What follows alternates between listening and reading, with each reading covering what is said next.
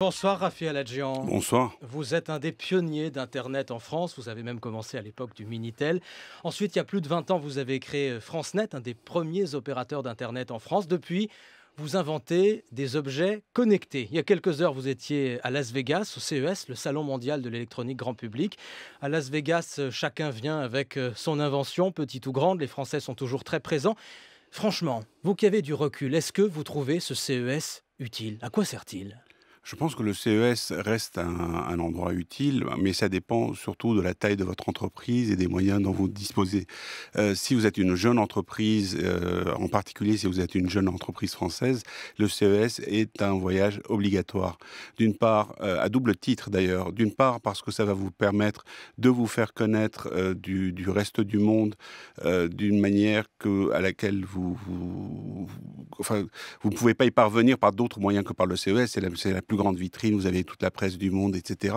Et la deuxième chose, c'est parce que le CES va vous faire prendre conscience du reste du monde, c'est-à-dire que vous êtes une jeune entreprise en France, un peu seule au monde, ça vous permet de voir combien le monde est large et ce que font les autres. Et là aussi, c'est important lorsqu'il s'agit de faire des objets qui sont compétitifs à l'échelle mondiale. Mais qu'est-ce que vous faites, vous, quand vous êtes à Las Vegas, quand vous participez à ce salon? Nous, on y va surtout pour annoncer de nouveaux produits, pour montrer nos réalisations de l'année et trouver des nouveaux marchés. Mais de plus en plus, nous avons décidé de ne plus avoir de stand parce que à la taille que Sense a aujourd'hui, avoir un stand au CES devient contre-productif, puisque lorsque vous avez un stand, vous passez 95% du temps à expliquer votre produit à des gens qui ne vous intéressent pas. Et il faut savoir qu'un stand au CES coûte au bas mot 200 000 euros. 200 000 euros pour les 3 à 5 jours que vous allez y passer. Donc le retour sur investissement n'est pas évident dans tous les cas de figure. Donc il ne faut pas le prendre comme un passage obligé. Cette année encore, les objets connectés étaient les vedettes à Las Vegas, des brosses à dents, des oreillers, des chaussures de sport. Une avalanche d'objets connectés. Là-dedans, qu'est-ce qui va vraiment nous servir, Raphaël Adjian? Je ne sais pas dire ce qui va nous servir. Je pense que le phénomène est inéluctable, qu'il va y avoir une transformation de tous les objets du quotidien et tous les industriels vont s'y mettre, tous nos objets vont devenir communicants. En fait, le phénomène auquel nous assistons aujourd'hui est le même que celui qui s'est passé au début du XXe siècle, lorsque tous les objets sont devenus électriques. À l'époque, les trains fonctionnaient au charbon, votre brosse à dents n'était pas électrique et votre machine à laver... Ma brosse à dents n'est toujours pas électrique, Raphaël Adjian. Mais certaines brosses à dents sont électriques.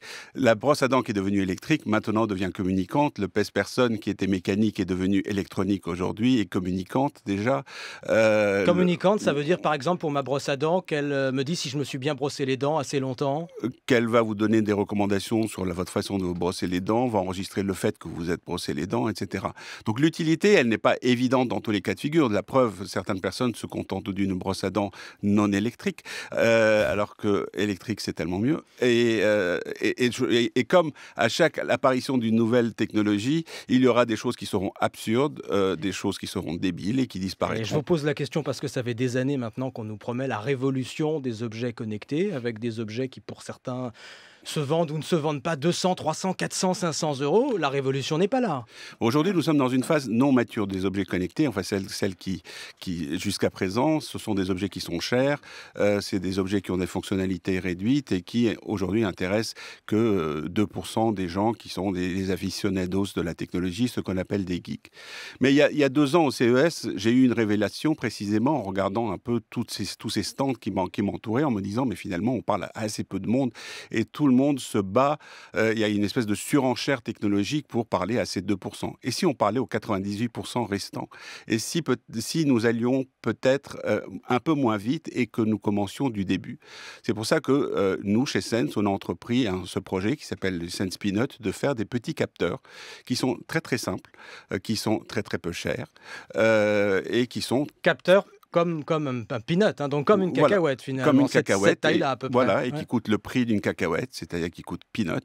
C'est-à-dire qui coûte 29 euros, par comparaison aux objets à 290 euros et plus qu'on trouve généralement dans les objets connectés. Et à quoi ça sert, par exemple, et qui vont faire des choses très très simples. Le premier que nous avons lancé est le Thermopinot. Le Thermopinot est un thermomètre connecté que vous allez pouvoir placer dans votre chambre, dans votre salon, dans dans votre frigo, dans votre cave à vin et qui va mesurer la température, qui va vous alerter s'il fait trop chaud ou qu'il est trop froid et qui va vous montrer les fluctuations de température dans la journée.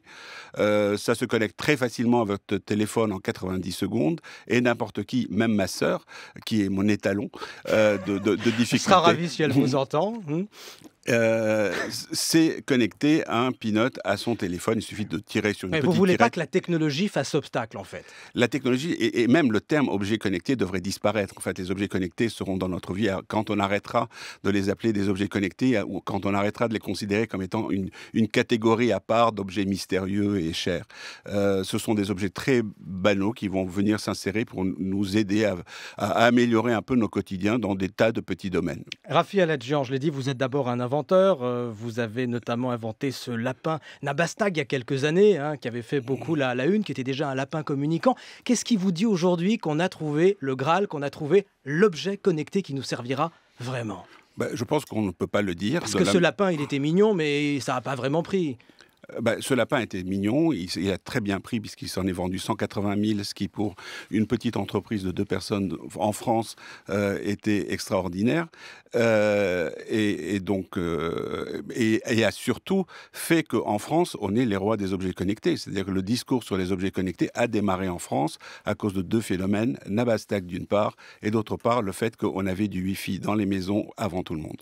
Il nous reste quelques secondes pour une question compliquée, la confidentialité, la sécurité de ces objets. Est-ce que vous pouvez nous dire ce soir qu'on ne sera pas piraté et que nos données personnelles seront protégées, notamment avec vos petites peanuts là? Aujourd'hui, vos données personnelles sur vos objets connectés ne seront pas plus piratables ou plus dangereuses que ce que vous laissez par ailleurs. Par exemple, quand vous commandez un Uber pour rentrer chez vous, Uber sait à quelle heure vous rentrez chez vous et surtout d'où vous êtes parti, ce qui peut être parfois une information compromettante. Donc il y a des tas d'endroits aujourd'hui dans lesquels on laisse des données beaucoup plus compromettantes qu'avec mes pauvres peanuts.